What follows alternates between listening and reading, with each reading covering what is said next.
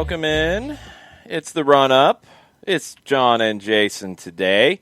Kelly's on vacation, and we are not going to bother Kelly on vacation with trivial matters like previewing Atlanta and Miami or Orlando and Atlanta on Friday. She'll be back with us next week. If you guys have questions about Atlanta and Miami, send them our way on Twitter at SoccerDownHere. Send them our way on the Twitch pitch, twitch.tv/SoccerDownHere. You can even throw an email, and I promise I'll check it during the show, soccerdownhere@gmail.com. I want to know what your one big question is about Atlanta and Miami tomorrow. John, what is your one big question about Atlanta and Miami tomorrow? Well, see, I have two, so I guess I'll just choose one. You're hosting, you get to. What is your first one?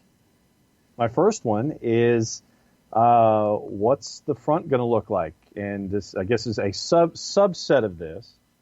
How many minutes do we get from Cubo Torres? How many minutes do we get from Jurgen Damm? So that's, I guess, what I'm looking for, the attack. What does it look like tomorrow? My gut feeling is Damm at about 20 to 25 minutes, and Kubo might be able to get you a start. He might be able to get up to 45 to 60. Maybe I'm a little optimistic when it comes to Kubo, but that's how I'm guessing based off the progression we've seen. Okay. And then sub-question, I guess, at the back. I mean, obviously we can get into starting 11s and things like that as we go. What are you looking at from the back line with the return of Franco Escobar? I think he returns to the back line. I think Brooks Lennon goes back to right wing. That had a little more balance in the match against Nashville. I think it will be better. As Ricky Ricardo asked, will our defense communicate enough to deal with the Miami attack? Defensive mistakes have killed us all year. And it's been so weird because it's not complete and utter bad defensive play. It's not, an awful defense. It's big mistakes in moments that you can't have them. That has to stop. Escobar, Robinson, Walks, Bello is a group that didn't have as many of those against Nashville. I'll take that to start with, and hopefully that will help some. But it has to be better communication-wise, because what Miami does is they're going to be very fluid in that attacking four. Julian Carranza will put the defense under a lot of pressure up top. If we see the attacking three in the midfield that we've been seeing, Pellegrini might start in the middle, which I don't think works that well, but they're trying to free up Pizarro out wide, which I think he's better in the middle. And Lewis Morgan is going to float, but he's going to put in a ton of crosses from the right side. It's very fluid. It's a little bit hard to follow. You got to have the communication proper to deal with it. Questions already popping up on the Twitch pitch. Chris Ashley says, let's talk Gonzalo Higuain to Atlanta and how bad of an idea that is. I think you can go ahead and end that thought because it was mentioned in an Athletic article this afternoon. Cesar Luis Merlo on TIC out of Argentina is reporting that a deal is already done between Miami and Gonzalo Higuain. He will obviously not be signed and play tomorrow. I don't think he'll be signed to be able to play next week, but it looks like it's going to be done. They want to get it on a free. They got Blaise Matuidi on a free. Can they get this one on a free? We will see. It's very possible because Juventus looks like they're adding Luis Suarez. So Miami doesn't get Suarez. They get Gonzalo Higuain. Okay. We'll see how this works out, but the Higuain to Atlanta talk, I think, can end rather quickly before it even really gets started, which I'm okay with because it didn't make any sense anyway. Abby asks, can we get Leandro Gonzalez Pirez 2 yellow cards? Yeah. It's doable. We've seen it happen a few times. It's going to take Pitti and Barco and I think Lennon running at him, putting him in 1v1 situations. It's going to take Cubo Torres getting under his skin. It can absolutely happen. LGP's got to handle those moments, just like he always has had to handle those moments, better than he sometimes handles those moments. That's just who he is. It's part of what makes him a very good defender in this league. It's part of the risk you deal with. I think it's far less of a problem than maybe others do. I'm okay with a defender on the edge occasionally. He didn't miss that many games due to suspension with Atlanta United. But, yes, it can happen for sure. And if you get a man advantage against Miami, you're going to be in really good shape. How much roster rotation are you anticipating from Miami, considering that they are a day less coming into this match? I think it's just in general, both teams are going to need it. Dihydrogen oxide this evening. Yep, both teams are going to need it because both teams have played a lot of games here in a short period of time. So Miami could see it. Pellegrini was really ineffective on Sunday night. Could you see him sit out and maybe a different option there? You could. Could you see a return to the 5-2-3 kind of setup, which is really more of a 3-4-3, but if you want to call it something different and be creative, go for it. Could you see that on the road here and sit back a little bit deeper? You could. You could also see them go to that and press up higher, which we've seen. And Victor Ulloa, in some comments today, kind of makes you think that they might. Ulloa, one of the central midfielders who's played a lot of minutes for Miami this season, he said, we know that Atlanta like to play out of the back. They're a team that likes to keep the ball and take a lot of risks. We have to go in there and try to high press them and hopefully get the ball back in good spots where we can attack quickly at the goal. They have not been high pressing in their last couple of matches. They had a win against Orlando without a high press. They had a loss in Nashville without a high press. Mixed bag. They had no other wins before that. If they come in and try to high press with the lineup that they've been playing, they don't have the legs for it. They don't have the legs for it at all. They haven't scored after the 60th minute this season. They've given up 6 goals after the 60th minute. If they come in and try to high press on short rest, you just need to ride it out. Just ride it out in the second half. You'll be fine. And then, once again, I'll reintroduce my Mulraney variant or whatever speed that you have on the bench at that point from 60 on. And if they're looking like they're a little wobbly, looking like they're a little out of breath, you bring in the speed off of the edges, and you ought to be able to just take advantage of them being winded for the final 30, true? It's not that simple. You go with who's playing well, and if your starting lineup is playing well, you keep them in. If somebody's tired, Mulraney's definitely an option off the bench. He's good on the dribble. He's got that pace. He can cause problems for sure. But you don't just say that, okay, we're going to pull him and bring him in at 60 no matter what. You got to let the game play out a little bit. Ropes asks if Barco starts.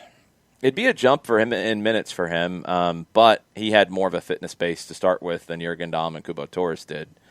Barco played 30 on the weekend. Have not heard of any setbacks for him, which is a good sign. So it wouldn't shock me if he did. I kind of think he won't, with the idea that he'll start in Orlando on Saturday. That's my gut feeling on it. But, we're all guessing right now because you're not getting a chance to see training. And, we're trying to figure out, where Stephen Glass sees this group compared to what Frank de Boer saw them with in the past. And they're very different managers. So, it's kind of hard to guess on these things and where you'll rotate guys and how you'll make it work without more than 2 games to be guessing from. So, I don't know. I don't think he starts. I think he plays, but I think he starts on Saturday in Orlando.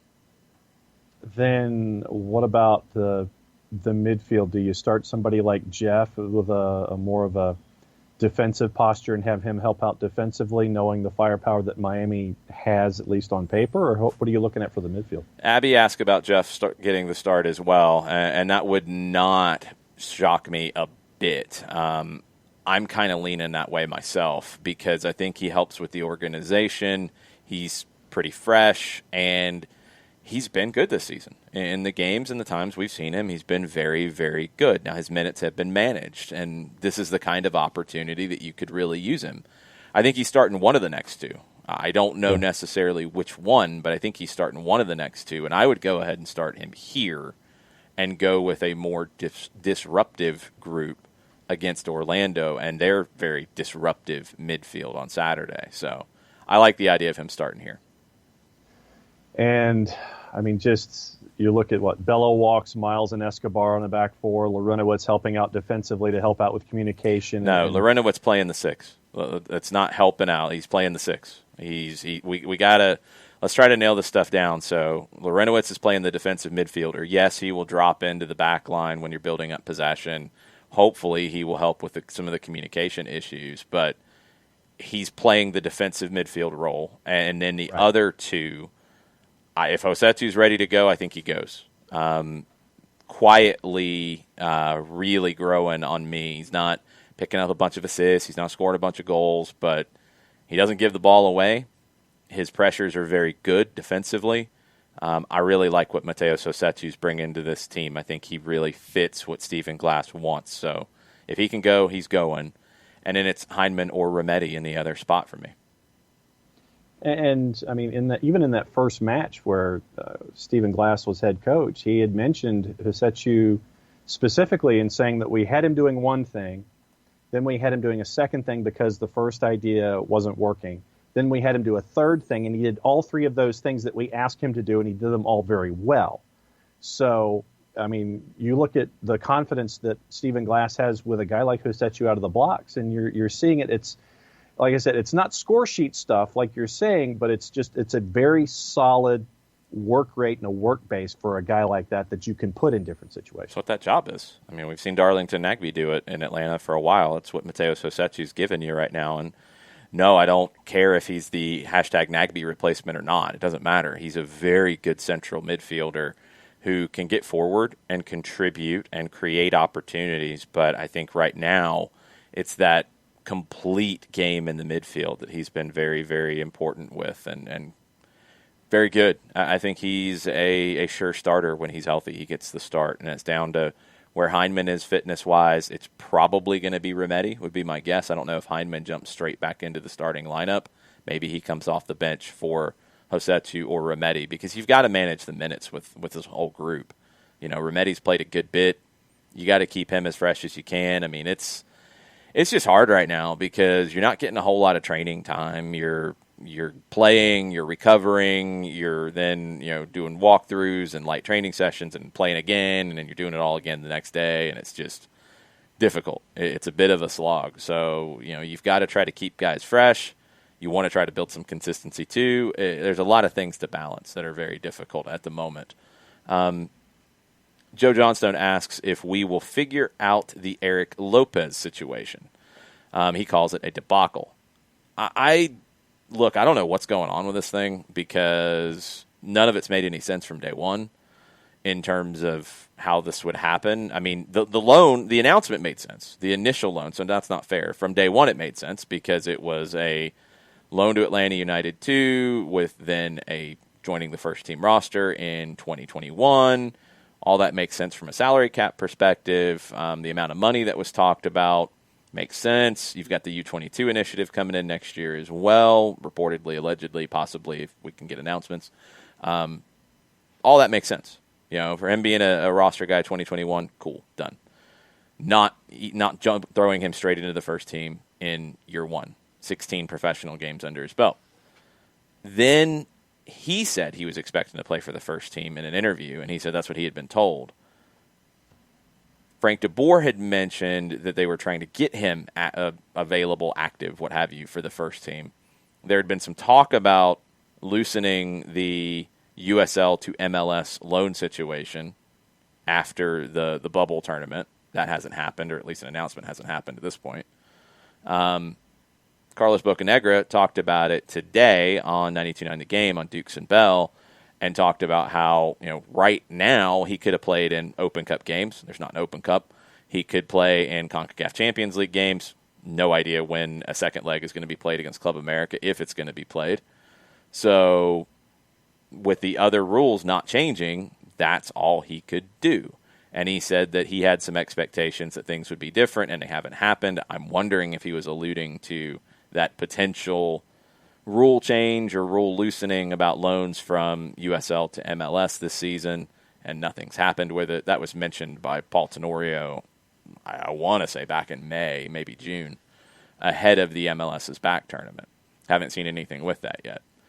I don't know. I don't know what else you can do. Then Mike Conti tweeted out a little while ago. Let me make sure I have his proper wording. I don't want to mix it up, because this has all been very complicated, and I think in some ways it's been made more complicated by some of the conjecture. So Mike tweeted, being told that Eric Lopez is not eligible to play for the first team right now and won't be eligible unless the club can open a roster spot. And I'm assuming that would mean a senior roster spot, which would make sense with the transfer fee that was reportedly going to be attached to him. Even if you try to loan it for a year and then do the transfer fee, it'd be hard to get him on a supplemental spot. That's what's available at the moment. So you have to open up a roster spot. You don't have one open right now. You have to open up cap space. We have no idea how much cap space they have to open, but that's what Mike is hearing. They have to open up cap space before the transfer window closes, which is late October, so you got time. You also, at the moment, and maybe this is why that USL MLS thing hasn't been approved, is players cannot go back and forth, and this is from Carlos's interview with Dukes and Bell.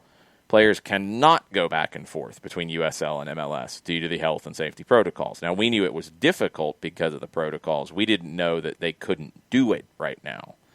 So the idea initially was that those would be opened up with more movement. Now there's zero movement. I don't know, and there's no way to know what Eric Lopez was told. I don't know if he misunderstood. I don't know if his agent told him something incorrectly. There's been a lot of conjecture that the team lied to him, which is absolute total conjecture, and I just don't know why that's the first thing people jump to. I don't know. I don't know what to tell you. But that's the issue. So if we're going to figure out the Lopez debacle, there's things you have to do before you can make that happen. And I would assume that these were issues with the Jonathan Gonzalez pursuit, if that was accurate out of the media in Mexico, because you didn't have a senior roster spot there either. So you'd have to make a move. Can you make a move? Yeah, you can make a move. You can trade somebody from your first team senior roster. You could sell somebody from your first team senior roster. I believe one thing that Mike left out is you would have to open up an international slot as well for Eric Lopez. So that would have to happen in addition, and that's where you're at. So that's the Lopez update. I don't know what to tell you at this point. You'd like to get him available, but now I think it's not as much of an issue because you have Cubo Torres.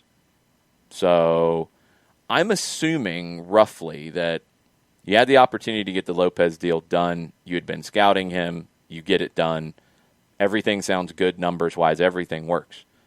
When you see that I'm not exactly happy with how everything is looking up front, and this is under Frank's watch, you might want to give Eric Lopez an opportunity now. Well, maybe that changed from when you brought him in to now, and you're not able to. Maybe you expected to be able to do that because of a rule that was going to go into place that then was not in place because of the protocol with MLS and USL. I don't know.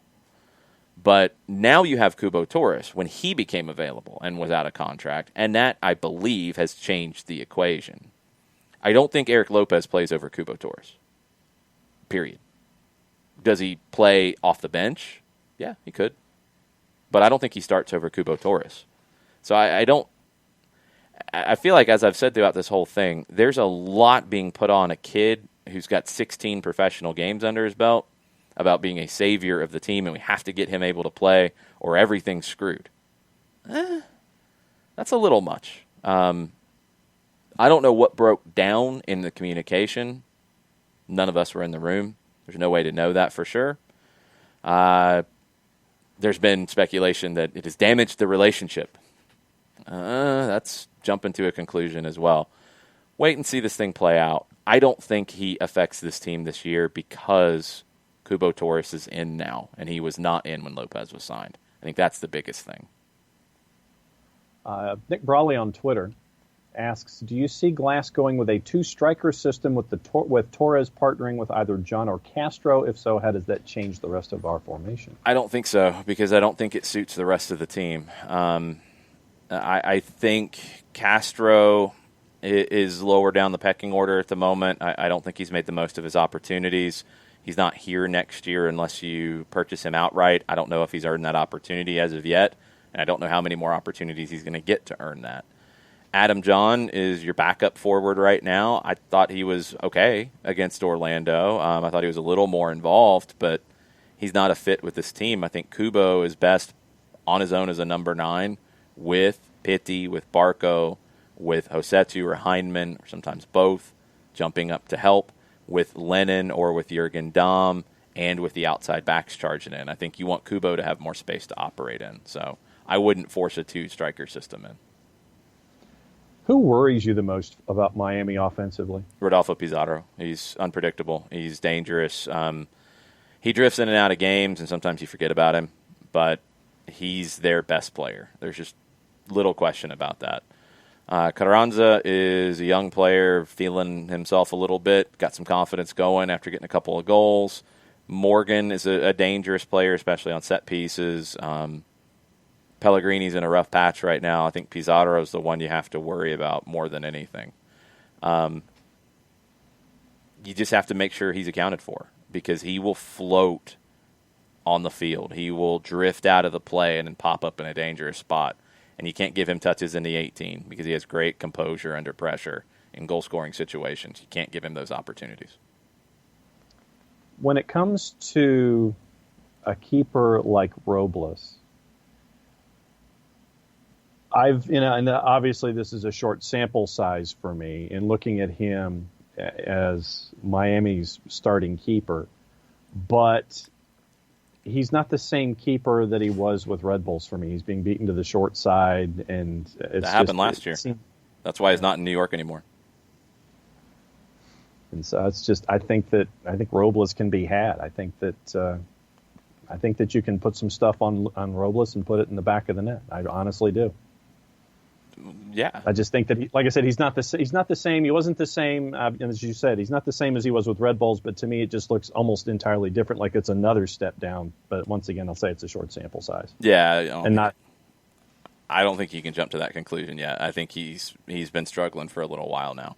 It happens. Your reactions get a little bit slower, and sometimes just a little bit of reaction time loss can affect you. When you look at the numbers in terms of what teams are generating, quality of chances against the amount of goals he's given up, it's not a good look for Luis Robles. He's giving up more than XG and those things expect he would be giving up. And is some of that down to defense? Sure. They've had some defensive issues, but I think some of that has to be on Robles, and I'm with you. He's been beaten to the short side, the near post, more often than usual for him. It started to become an issue last year, but it's been a little more glaring here. I think Miami's given up a little bit better chances than the Red Bulls typically did as well.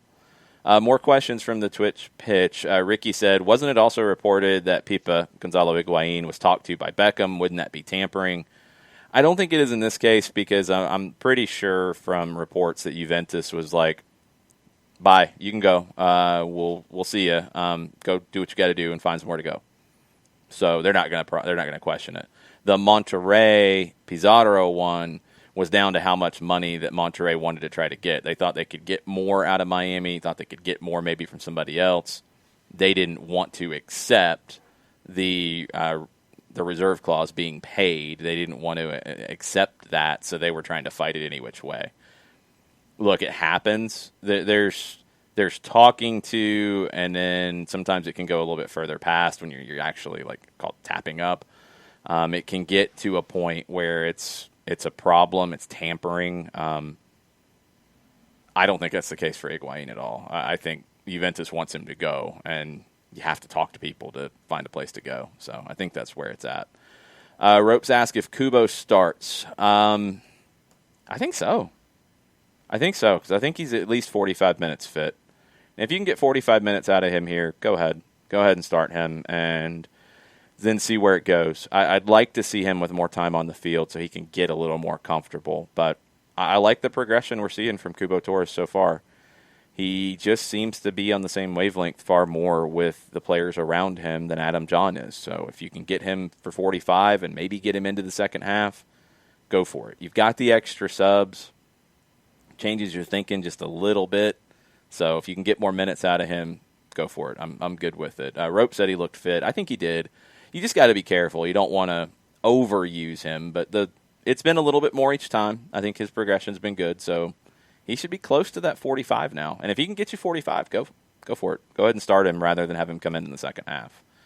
Winter Wind asks, given the shakiness in D lately, do we go with Jeff and Remedi as more of a double pivot with Jeff helping organize the back line? I could absolutely see that. I think the question would be, and Miami typically goes with a double pivot themselves, although Ulloa likes to step up and get into the attack. So you'll see some teams that'll play, a single pivot, and they might have two attacking midfielders. And against that situation, I definitely want Jeff and Remedi, with Remedi sitting a little bit deeper, a double pivot. Just feels like the matchup works for a little bit better for you. Against Miami, maybe it's not necessary, but I just don't think Heineman's going to be ready to go. Heineman will go forward more than Remedi will.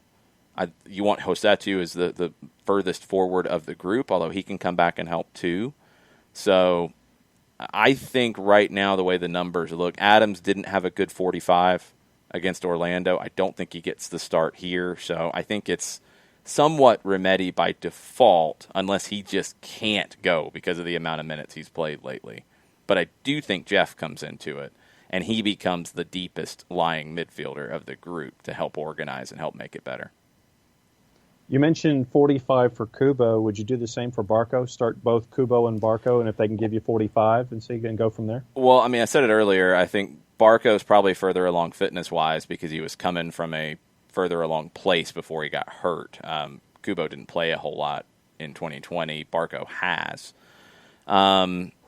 It's just a lot of it's down to minutes. Barco, I don't think, is as important to getting the offense on track. You'd love to have him because he makes the offense better. Kubo, I think, has a bigger effect on it than from where you've been. So you might have to push him to 45. Even if he can only go 45, he plays 45 to start to get off on the right foot. Barco, you might want to come in later in this one and keep him around 30 to go at tired legs from Miami, where they've had problems in games, and then start him in Orlando, where you'd like him on the ball a good bit to take some pressure off against Orlando at home. I think it's two different situations. It's not the same just because they came in at the same amount of time on Saturday. I think they're different things. Is there one side of the Miami defense that you feel Atlanta would have more success on than the other in the attack? Not really. The left side will have more opportunity to, because Figal has moved from center back to right back with LGP's inclusion. Ben Sweat's on the left side. Figal's going to stay at home more. Sweat's going to go more. So if you turn them over and attack down that side behind Sweat, you can pull them apart a little bit more. But not really. They're both pretty good against the dribble. It's just Sweat's going to leave his deeper position more. So you should have more opportunities to attack that side. That Grant on Twitch asks, is it me or has Robinson been a little lackluster of late? Still recovering from injury. What's up? It might be you, that Grant. I haven't had that impression too much. I thought in the last match, actually, in the second half, Robinson was adding even more to his game in terms of stepping forward and pushing the game a bit. Lorenowitz was like waving him forward at times. He's like, you go, I'll sit. And that opens up with Jeff in the team. But I think Robinson is just getting more comfortable. His role's different. His role was different with Meza. With Meza maybe more of the organizer of the two.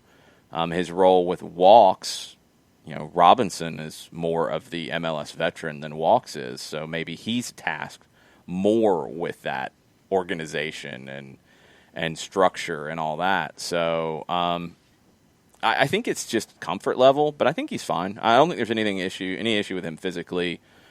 He's been good defensively. He's been good in the passing game. He started to step up a little bit more against Orlando, which is good. There's not a lot of negatives. I guess the one thing with Meza out and now LGP in Miami, you need more longer passing. You need a little more range of passing from him. He's got to look for that a little bit more than I think he might be as comfortable with, but he needs to add that element to his game. The team needs it to open the game up. It can't always come from Escobar. It can't always come from one of the holding midfielders. Sometimes it's got to be Robinson doing it, so he's got to look for that a little bit more. Let me ask you a 30,000-foot question here. Okay. When it comes to Inter Miami and the Herons so far in their first season in MLS, what are some of your takeaways? And it can be good stuff, it can be bad stuff, it can be just general observations. But from what we've seen so far from Inter Miami, what do you think about this first section of their existence in Major League Soccer? Their roster is very thin.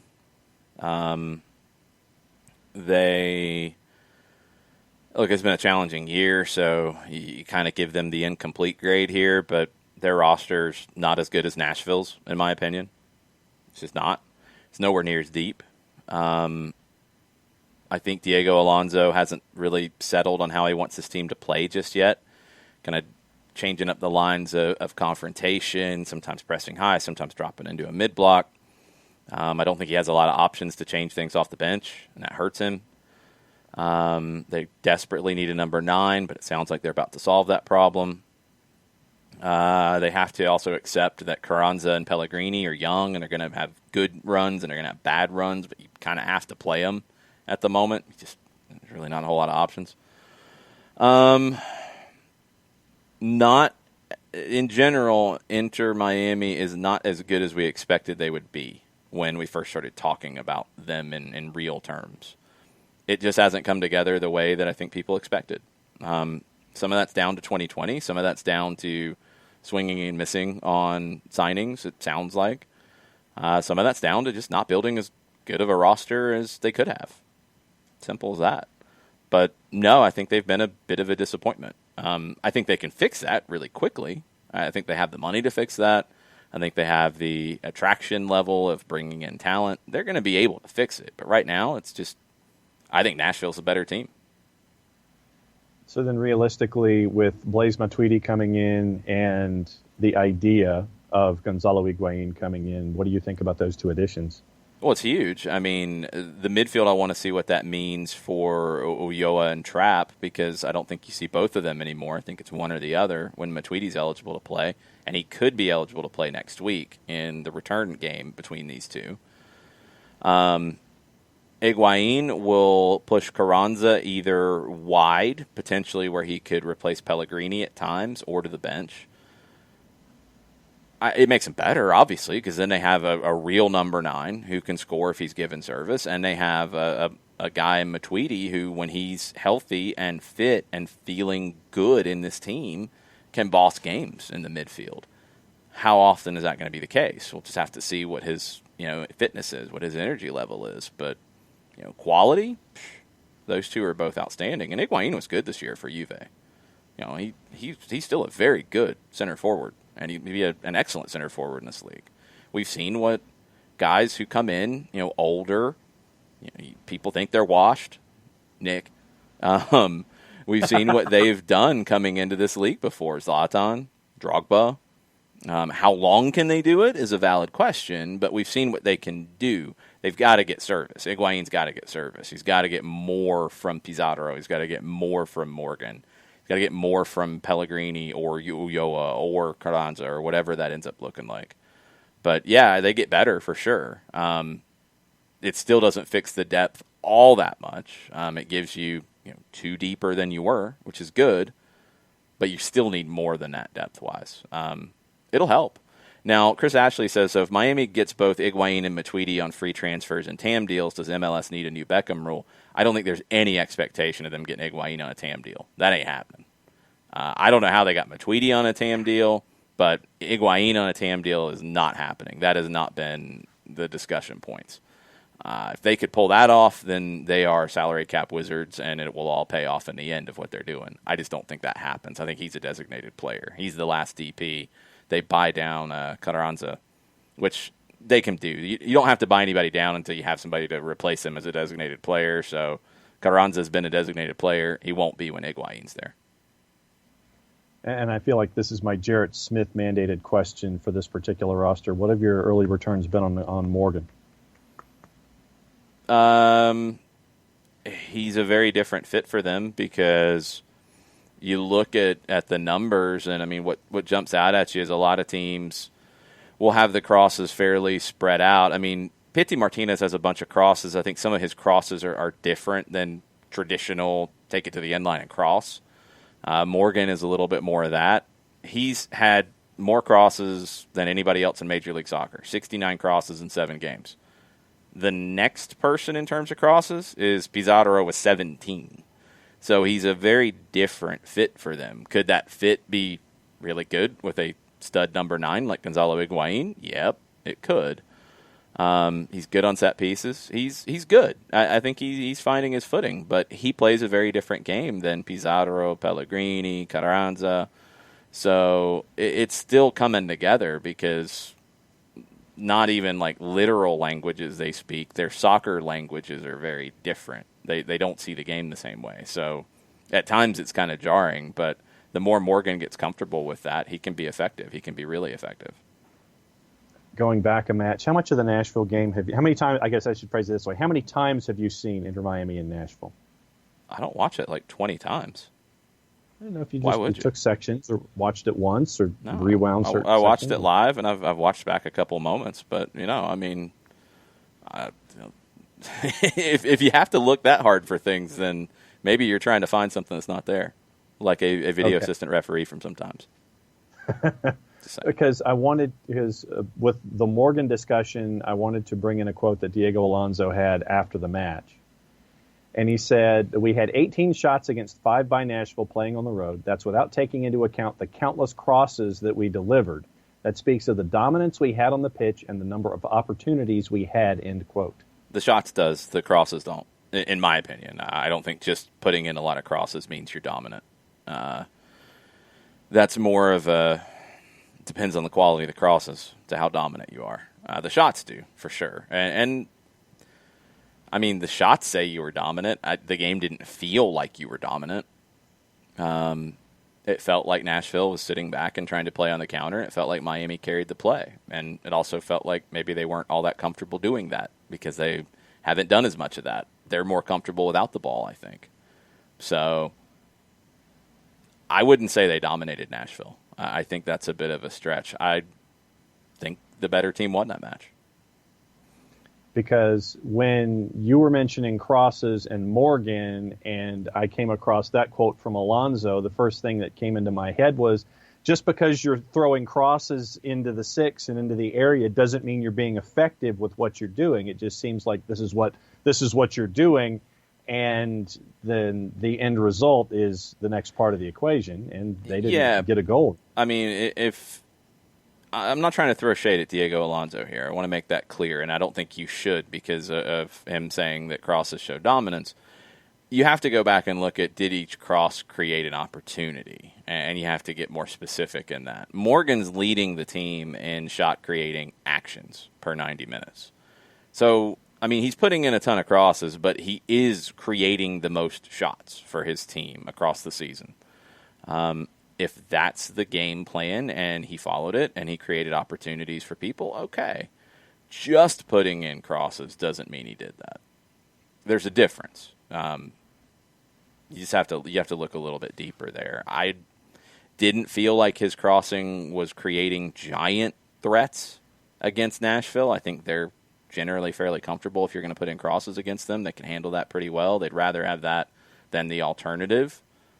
But if that's your game plan and you think you're going to create those opportunities through Morgan and he's creating shots, well, then you're probably fairly happy. But you still need a number 9, and you are appearing to be getting that. Carranza's just going to have those up and down days. He's young. He's very young. So you're going to see games where he's great. You're going to see games where he just doesn't have it. More questions from the Twitch pitch. Shiva says, from Carlos's interview today on 92.9 The Game, it seems that Atlanta is very committed to playing out of the back and becoming very comfortable with that. It'll lead to mistakes, but they'll stick to it. 100%. They have from day one. Tata Martino did. Frank de Boer did. Stephen Glass does. Stephen Glass did with the 2s. Scott Donnelly did with the 2s in 2018. Tony Annan's doing that with the 2s right now. The academy teams do it. That's going to happen. I don't know why sometimes there's an expectation that that's not what Atlanta United is. Tata Martino did that from day one. It's how you create the best chances. I will say it again. I think I said it on the full-time report. Go back and look at Arsenal's first goal in the Community Shield. That started with playing out of the back.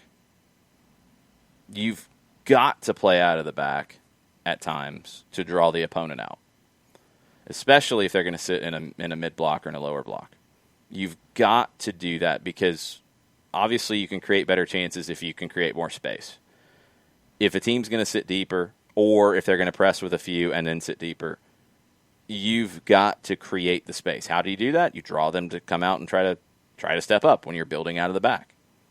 You can't get scared when anybody steps up and say, oh, we've got to bomb it forward. We've got to change that mindset in this country. In certain games, in certain moments, do you look for that? Yes. In general, from the way you play, I don't think it is the best option at all. If you are a team that feels like that's the best option, and you don't have a very good team, and we know in this league that Atlanta United is always planning on having a very good team in terms of the quality of the roster. So they're going to build out of the back. It's always going to happen. And yes, they're going to have bad passes. Yes, they're going to make mistakes. Yes, they're going to give up goals doing it.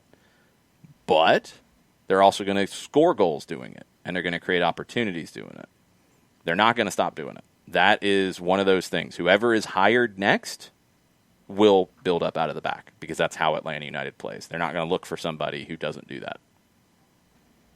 We talked about anticipated starting 11s and things like that. So then let me ask you this. Who do you think coming off the bench for each, from what you think the starting 11s are going to be? I don't know if that's even a valid question right now because I think you're going to see so many questions in the starting 11.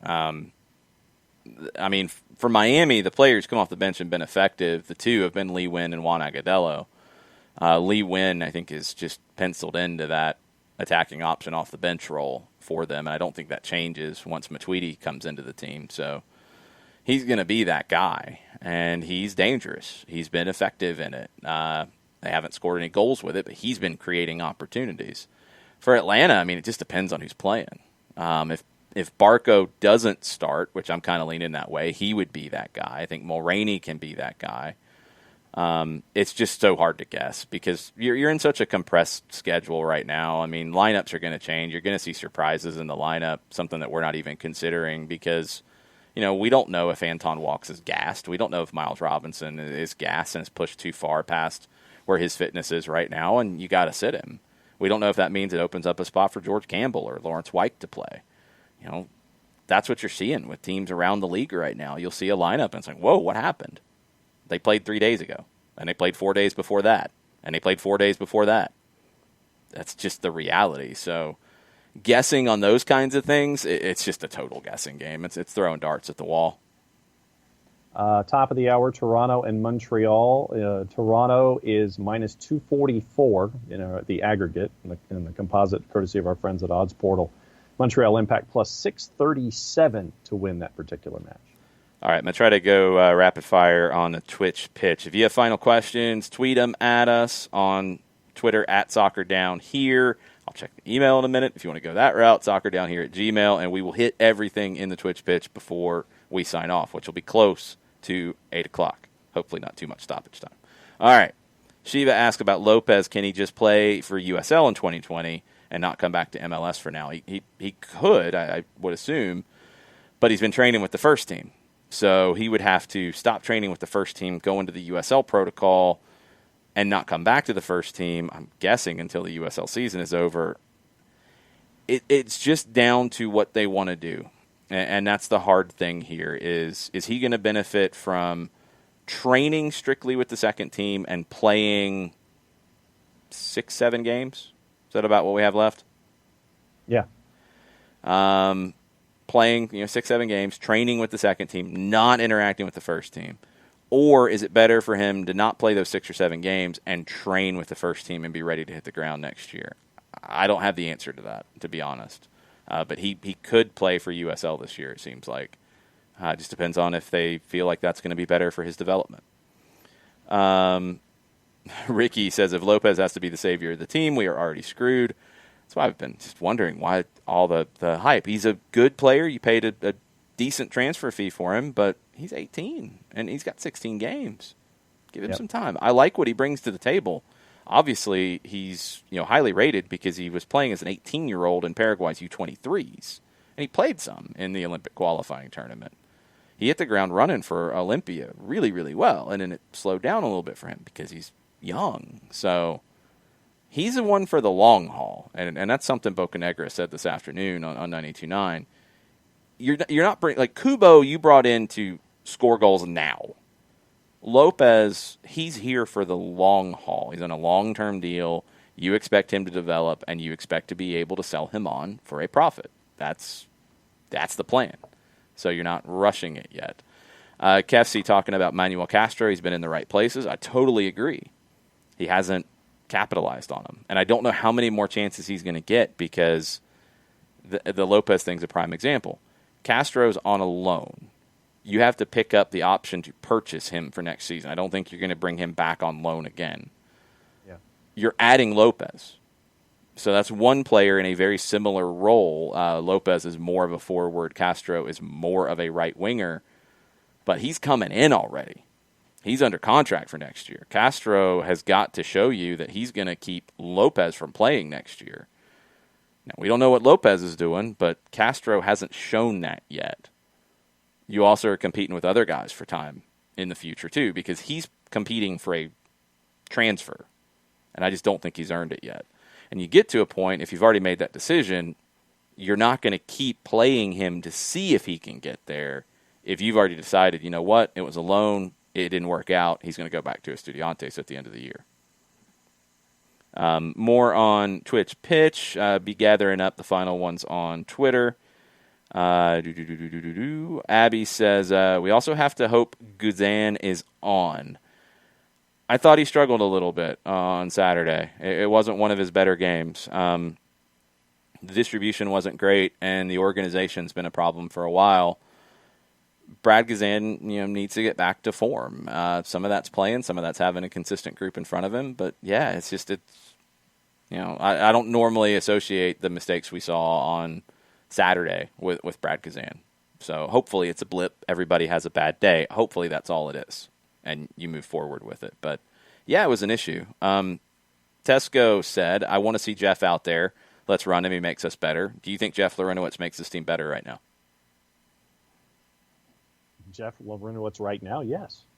No question. I think that he helps with your communication at the back. He gives you that veteran presence because of the minutes that he hasn't had. He gives you that extra little bit of sandpaper that you need back there. And the point that you've made that I agree with you about is that if you're in a one-off right now and you have a choice of having Jeff Larentowicz in your starting 11, I put him in there because of that veteran presence, because of what he can give you and as the defensive midfielder, because of the intangibles of having been in these situations in the past. So I definitely think he does.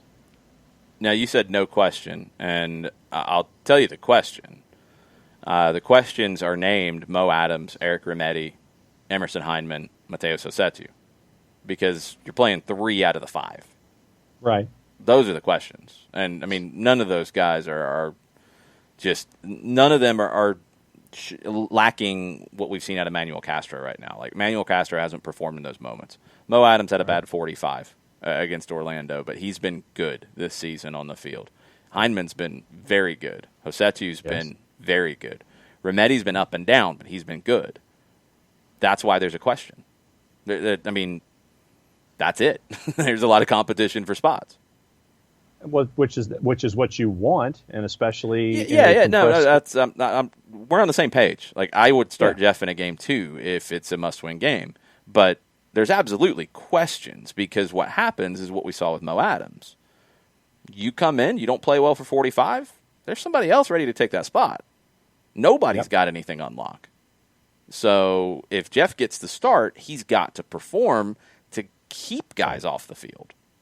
So it's not a situation where there's no options, and that's the key here. In the central midfield, you've got a lot of different kinds of options. Tesco thinks we can get away with a single pivot against Miami. I'm there too.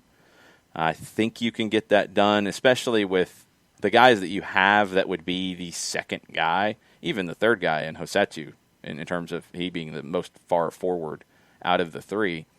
They all understand coming back, and they all have a willingness to come back and defend. So I think you can do it.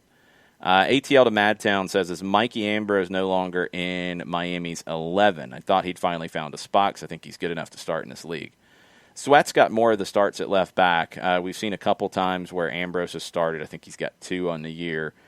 He's come off the bench. We've seen a couple times where they've played that 5, where Sweat's tucked in as a left center back, and Ambrose has been the left wing back. Sweat's ahead of him. I don't think by a huge margin, but I think he's ahead of him. You're at a point now where you're starting to manage minutes, and you're looking at those things. Do you see Mikey Ambrose get a start here? Absolutely could happen, because Sweat's played a good bit lately. Do you see Breck Shea getting a start here? You could, because Pellegrini's played a lot lately, and he wasn't really all that great on Sunday in Nashville. So 2 former Atlanta players, along with Leandro Gonzalez-Pirez, who you expect to start, that you could be seeing in this game for sure. Burns says, how long do you think Beckham will watch McDonough put below-average teams out there? I know the pandemic, but the fact this team was put together too late and is incomplete. I don't think he'll have a super long leash because, I mean, Beckham knows quality. You know, I mean, you don't have the career that David Beckham had without being able to spot a player and see a guy that's, you know, not a player that you need in these situations. He's going to be able to do that. I think, you know, the Pellegrini signing I like. He was a top young talent out of Argentina. You know, that's one a little bit for the long haul. Carranza, like it, a little bit lower regard out of him in terms of where he was. Like, he was not quite as highly rated. Good signing. You got a few other good signings in this group. Pizarro is an absolute talent. You get Matuidi in, total talent. You get Higuain. You've got 3 big faces of the team. You've got a couple young guys to build up. You know, you ended up getting Leandro Gonzalez-Pirez, which was a good piece of business when he became available. You don't really have a right back. You don't have a lockdown 6. Columbus moved on from Trapp, who was their homegrown captain. Moved on from him. He's been better defensively here, but he's not a good defensive player. And you don't have a lot of depth. And I don't think you have a goalkeeper that's going to get you very far. And you don't have somebody who's ready to step in. I don't think Drake Callender is going to be that guy straight away. Maybe he is with some time, but I think you've got a question there. So, you know, Reyes and Figal are solid. I don't think he gives him a ton of time. I don't. But I think with Matuidi, with Higuain, he's probably bought himself, you know, obviously the rest of the season. I think that'd be too fast. I think he's probably got himself feeling decent going into next year. Yeah. But if next year is like this year, ain't happening. Because Miami, expectation-wise, has to be not just trying to get into the playoffs next year. They have to be seen as a threat next year. Maybe not a total title contender, but a threat.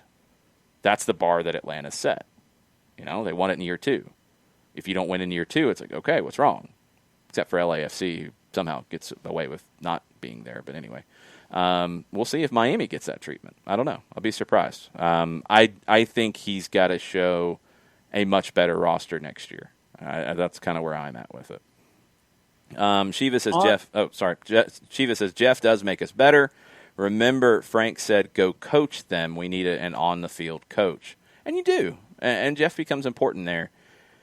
I think it's just been this season managing his minutes because he doesn't have the same lung capacity in terms of being able to play a whole bunch. You get older, that happens. So it's wanting to make sure his minutes are the most meaningful. Right now, you're going to need him to contribute in this amount of games for sure. And this might be the one that, okay, maybe he can help get things on the right path here and help this midfield. Go ahead. No, just wrapping up things on Twitter. Nick, Jarrett, and the Airborne DJ were having a discussion about pasta and salt and olive oil, and that took up a fair amount of the timeline. That's good for them. I'm very happy for them. Yeah, they went back and forth a lot. And Ricky Ricardo says, doubt he's on the list, but, and then he links to the Mail on the Daily Mail Online column or story where Diego Forlan has left his managerial job at his boyhood club after just 9 games. He shouldn't be on the list because he got 11 games out of Peñarol. He's got more to prove. It didn't go very well for a heavyweight in Uruguay. So no, I don't think he's a real contender here. I don't. That's why the Puyol rumors last time around were odd, because he didn't have any track record as a coach. That was going into coach number 2. This is going to be 3. So you have even another guy to compare. You have 2 managers that have been in charge of this team, and Tata Martino and Frank de Boer, who have both won league titles, have both developed young talent, both had a pedigree, both had stumbles as well, and we're coming off of that, but both had a pedigree. Forlan doesn't have a pedigree. Puyol didn't have a pedigree. I do think that's something you'll be looking for, because this is a big job. It's just like Miami. It's a big job. You couldn't just go to anybody and say, yeah, it'll be fine. Now, a former legendary player can handle the pressure of it, but can they handle the job? That's the question. I don't know. I think you have to get somebody who has shown that they can do the job and can handle the pressure. It can't be just they can handle the pressure because he was a legendary player. I don't think that's gonna work here. I don't think that's what they're looking for either. It doesn't fit the last 2 hires. Tesco asked if Carranza and Pellegrini can move to that U22 initiative next year. I believe Carranza could. He's 20 and Pellegrini's 20. So I think they could for a year. And that would open up some possibilities to work with. Now, they were signed well before that initiative was happening. So it's a bonus if you can do that. They weren't signed with that in mind. They were signed last summer, well before anybody was talking about it. So if they get it, then cool. Then they get to make a couple more moves. They'll have another designated player spot to work with for a year. But then those guys will be out of that in 22, and you've got to account for that. So that's a tricky one. Tesco asked if Matuidi gets a DP deal next year because of the young money rule. He could. He could be one who slots into it. You might just have him on a max TAM deal, which is $1.6 million. I mean, it's not chump change. But, yeah, you might have him on that max deal that's high for TAM, but that's what you've been able to deal with him with. Maybe you've got some endorsement deals set aside for him. I don't know. That would make a lot of sense. Burned on Diego Alonso, says he's a good coach. I hope they keep him around. I totally agree. I think Alonso is one of the best managers in the league. He just needs more to work with in Miami. Gusland Ballroom, welcome. Higuain to MLS means that he's a player in retirement phase. The best of him is over. Otherwise, I would be going to River. Some fans are waiting for him, and now they are very angry. I hadn't heard the River stuff with him. I hadn't really seen much of that push. I get it. I mean, I would get River fans being angry. I don't know if coming here means it's the retirement phase. I obviously I'm going to push back on that because I think that is a little overplayed. If he's coming here to start the retirement phase, it won't go well for him. It just won't. This league, yes, they're going to go get veteran players with name value. They are going to do that still. But those guys who can't run anymore can't play in this league. They just can't. The league is very physical. Is the quality as good as Serie A, La Liga? No, it's not. It's not. It needs to get there. It's not right now. Is the physicality that is required to be effective in MLS higher than it is in Serie A? I think it is. Where does that balance fall? Incredibly talented player, but doesn't have the physical levels to compete in MLS. MLS, you can get guys who are very physically strong and demanding and can maybe produce above their talent level. Where's the sweet spot? We'll see with Higuain, because I think he's a real test case for this at this point.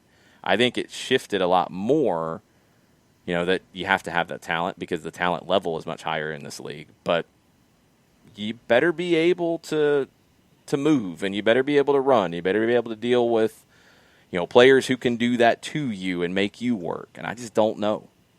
I I think Suarez would have been a better signing, but it sounds like he was not ready to make that move yet.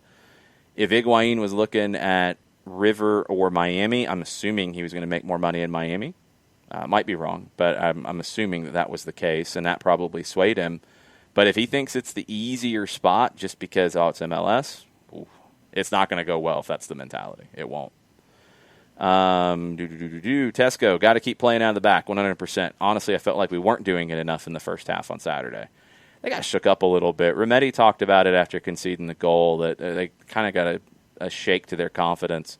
And everybody's mentioned it too, and this is one of those little underrated things. When you have those happen in normal games, you guys, the 17, start yelling your heads off and supporting the team, and they get that boost back.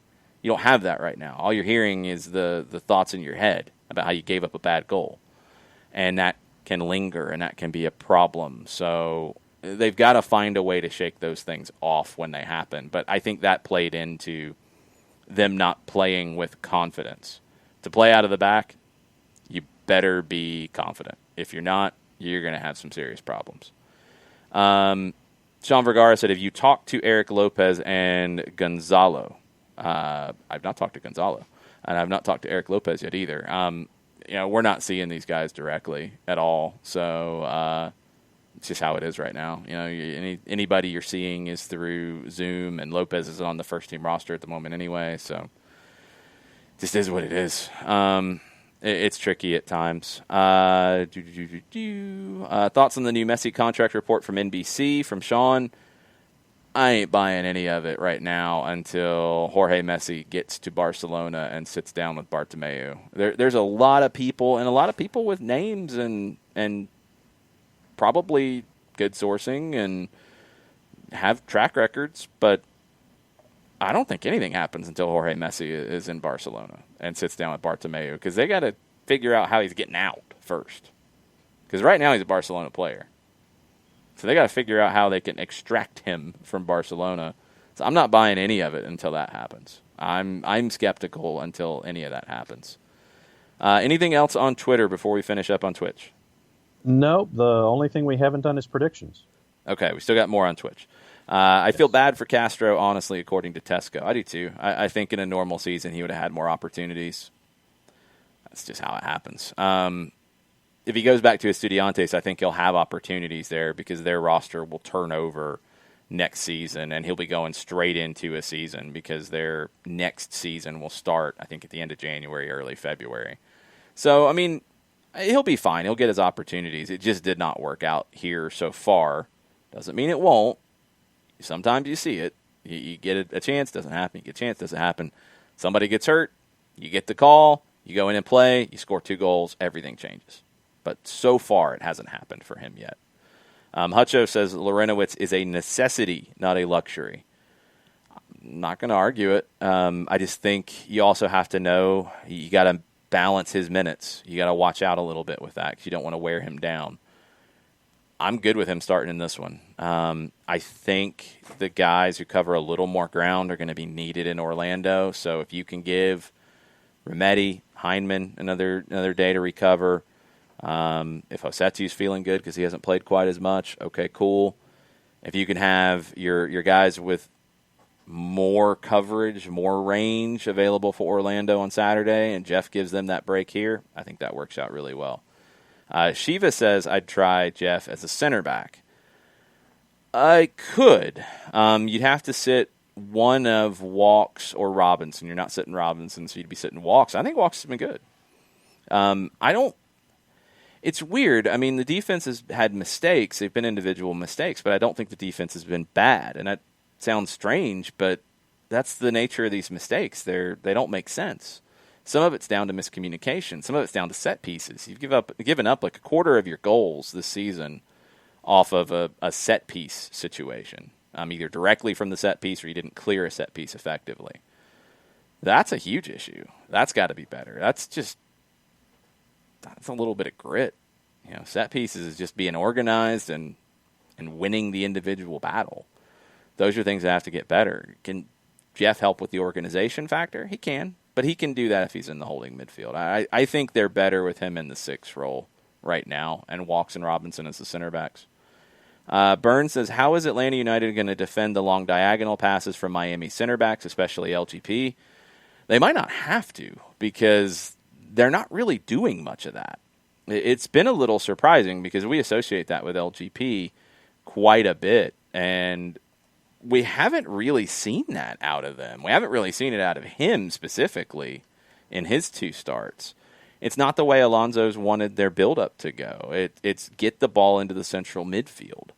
The guys who are getting on the ball more for them, it's those central midfielders. You look at the long passing numbers. Robles will go long because they're not going to build up out of the back too much.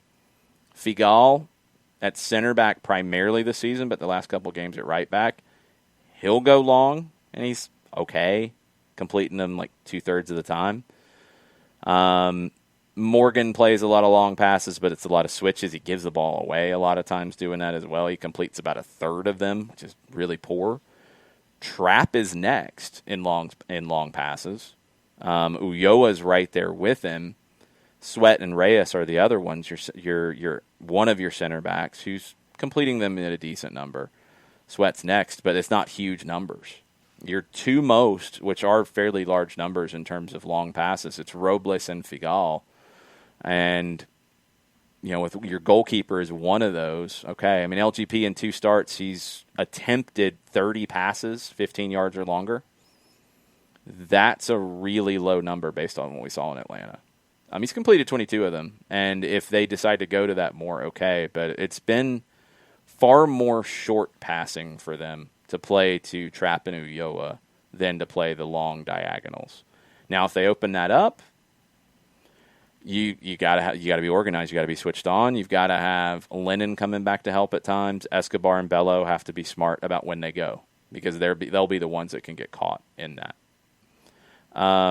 Altidore starting tonight, according to Ricky Ricardo. That game will be turned on here in just a second. Ricky Ricardo says, bring McDonough back to Atlanta if Miami is dumb enough to let him go. I don't know right now to say if it's dumb enough. I mean, their roster's not great. He's got to do more. I think there's a little bit, and I don't know exactly. I know there's people who say that Atlanta's roster is not good. I think Atlanta's roster is better than Miami's roster right now.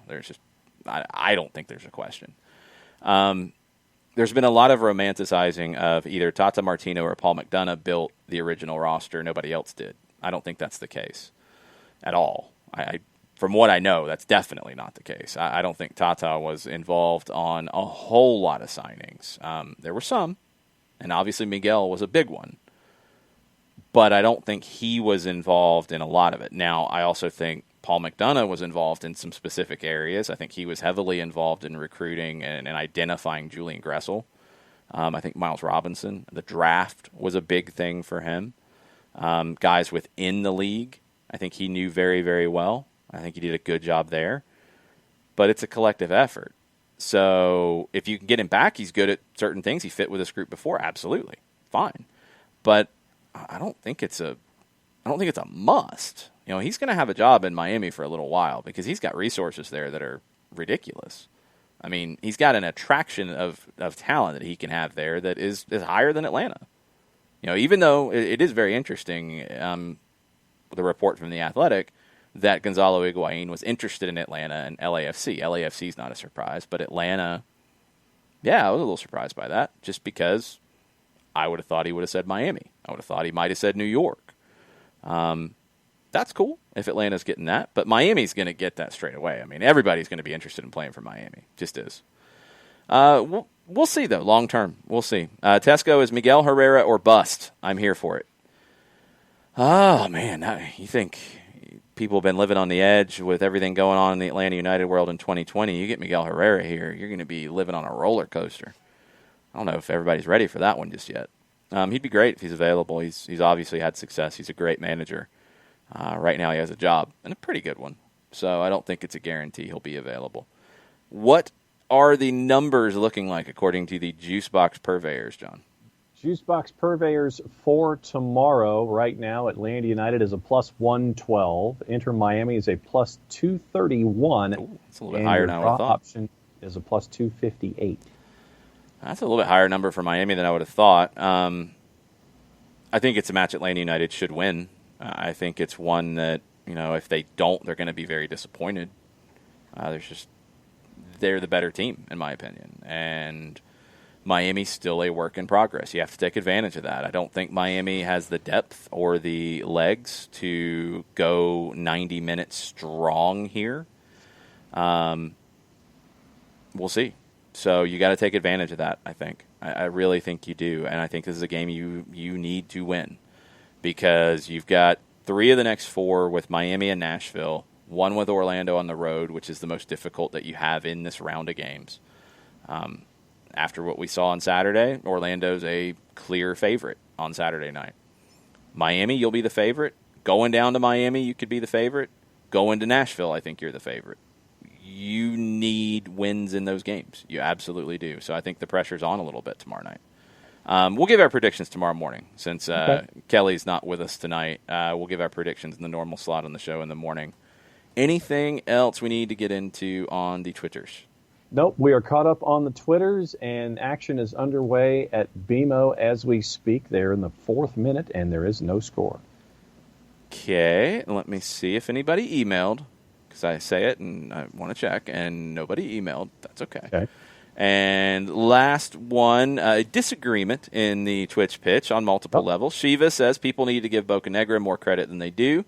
Burns says, I don't want McDonough back here, but I disagree with Jason on Tata's involvement, scouting eye network in South America, clear definition of his requirements to the front office. Agree to disagree. That last part I agree with you, Burn. I think Tata, from his track record and what I know of, especially because this is a Bielsa trait too, he doesn't take a job without saying some things about what he wants. Now, not always like, I want this player, but he wants certain types of players in certain positions. Right. He was probably far more clear in that than Frank was, just because that's been his track record. That's what I had heard before he was hired, when the rumors first started. That's a very Bielsa thing, too. Totally get that. In terms of actually getting the deals done, I don't know where his level of involvement was. I think Miguel, obviously, that story's out there. I think seeing Joseph as a 9 as opposed to just a winger or a second forward, probably that is on Tata as well, because I think that was probably part of the idea of bringing him in. I don't think it was to bring him in as a left winger, which is what he was playing a decent bit at Torino. Franco, I think obviously is going to come from Tata's network because it's a Newell's connection. It's Rosario. Tata's got Rosario on lock. Those are the ones I lean to. I don't know LGP. Now, I think the thing that was indirect with Tata to finish up was if Tata didn't say, hey, there's this player at Estudiantes right now and Leandro Gonzalez Perez, I want you to go get him. I think what would happen, because we don't know anything about that. I've never heard that story, that was the case. But if you identify LGP through whatever means and you say, we are Atlanta United, we are interested, our manager, Tata Martino.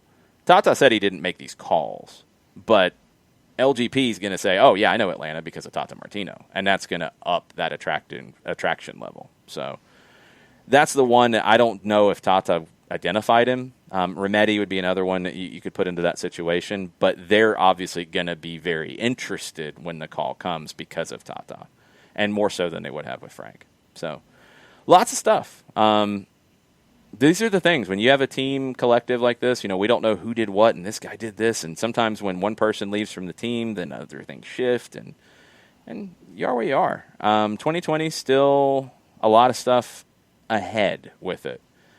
These next 4 games, I think, are going to set the tone for where Atlanta United is going into the final 12. If they get 3 wins out of 4, it's going to be a very different feeling about this team. If they get 2 wins out of 4, I think it'll probably be about the same. If they get 1 win out of 4, there's going to be some disappointment, and there's going to be some concern. It's kind of where I'm at. I think you can get 3 out of this, and I think maybe that changes the narrative a bit. We'll see. Tomorrow morning, we've got soccer down here, 9 o'clock, normal time, normal places, all the things. I saw a bunch of people re-upping on their subscriptions on Twitch. You guys are awesome. Thank you for doing that. Thanks for supporting the show. Thanks for spreading the word about the show. We really appreciate it. We'll be back in the morning, and then we've got stoppage time in the afternoon. Pregame starts at 6:30, and we're on radio.com and 92.9 The Game.